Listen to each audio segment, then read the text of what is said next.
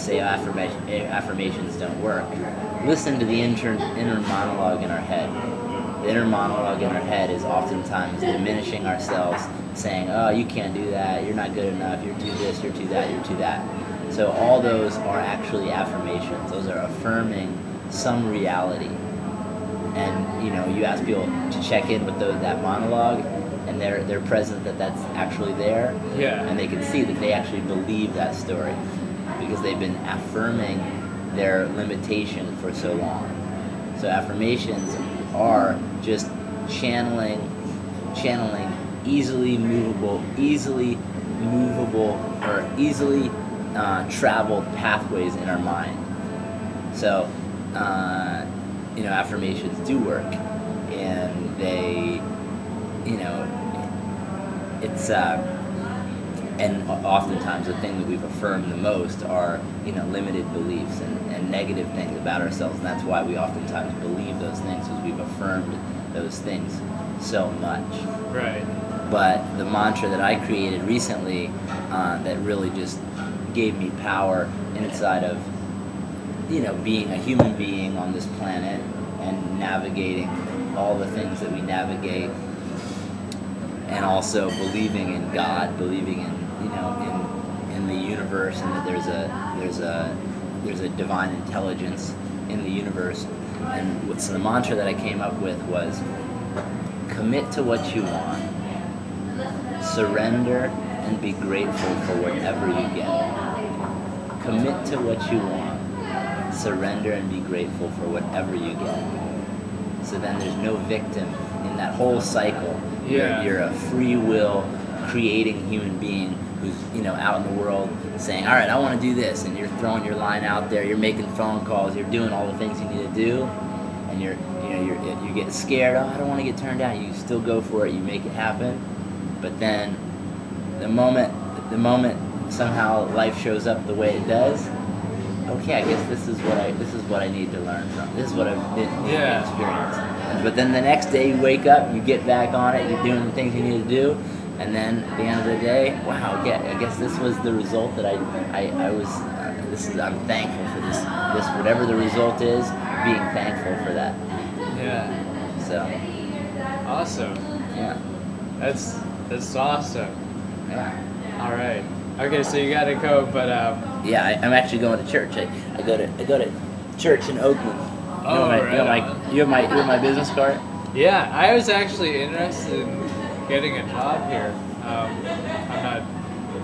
This is a movie I made. That'd be great. All right.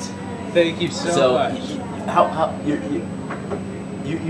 live here in Marin? Yeah. And you have any restaurant experience? I've made pizzas. That's all I've That's done. what you've done. Yeah. But I'm willing to learn what I need to do. I don't know if Right now we're not hiring, but my recommendation for getting a job here is keep on showing up in the way that you did today. Show up, come by, come eat, introduce yourself to people. It's that whole thing of being unstoppable. Putting yourself out there. Hey, I'm here. I don't have a job yet, but I'm at least eating my lunch here. I'm on my lunch break. I'm eating. So it's really about being here. All right. Check out the website. Thanks again, Ronald. Thank you.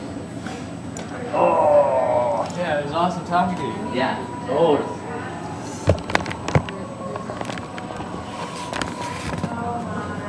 Okay. See ya. Bye. Thank you so much for the. You're welcome. Yeah. That's great.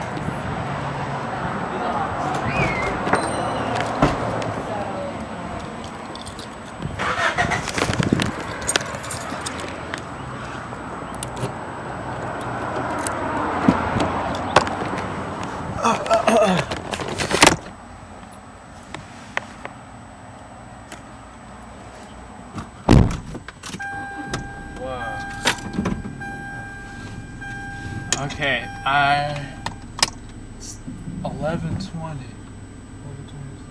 I have work in 40 minutes, but I am kind of blown away right now. That was that was really powerful to me. Just some of the concepts. Well, let's see. I should sort of like talk about how I felt, I suppose, about the interview. I felt like it was pretty good. It could have.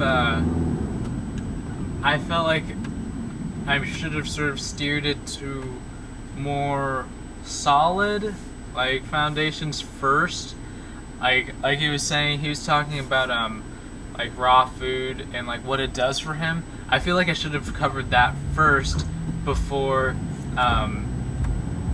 we started talking about almost like the moral of the story. But like for me, I'm really grateful that like I got to talk to him. Like I said, he's the son of the woman that started Cafe Gratitude.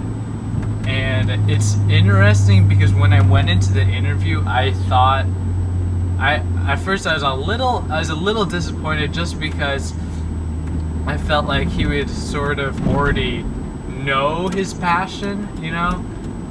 Or he would have inherited his passion is what I'm trying to say.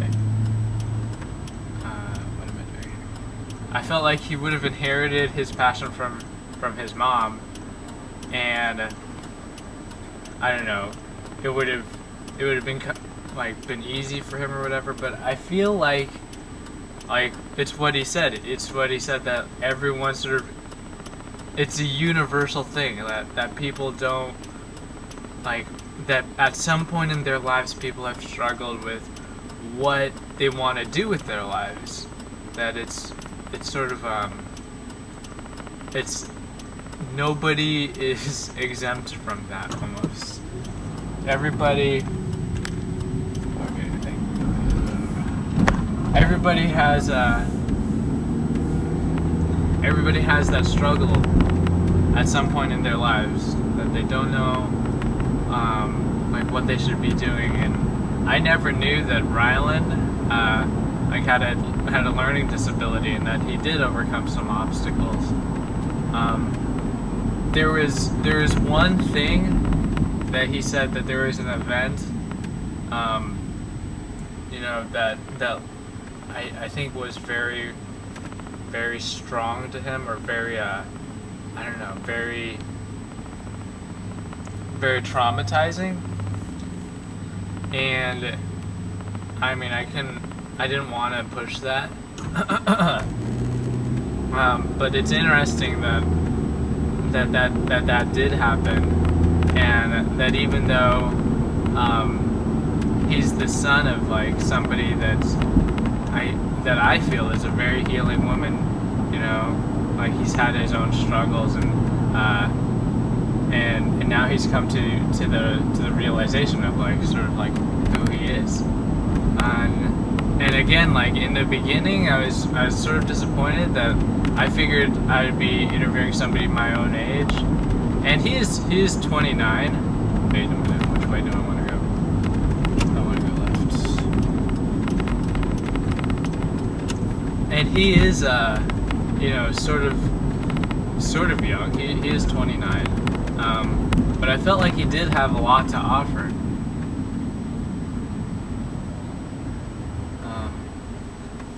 Yeah, I'm just. Like, I felt like that was so cool. Like, they gave us smoothies and like, and you know, I don't know. I'm a little emotional right now. I'm also driving, so that's not a good choice. Only reason I'm driving is I have lifeguarding soon, and I'm probably gonna make another video just so that I can have like a sheet of like what I need to cover in the interview recap. But there's almost a certain thrill, and it's like I felt like as soon as I was really nervous, like I already recorded that. I was really nervous about meeting Rylan and about doing an interview with a complete stranger. And then it's like when I started talking, I was like, okay, well this isn't so bad. Like this could actually be really fun, and